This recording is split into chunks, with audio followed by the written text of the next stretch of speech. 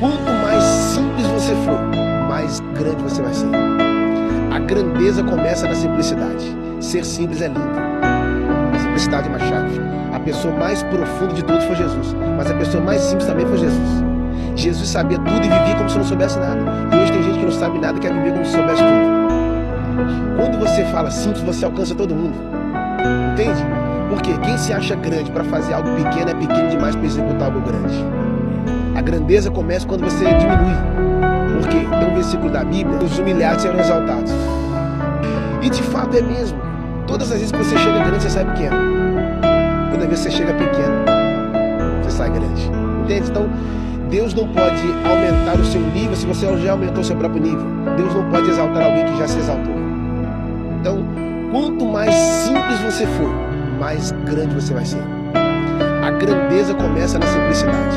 Ser simples é lindo. Simplicidade é uma chave.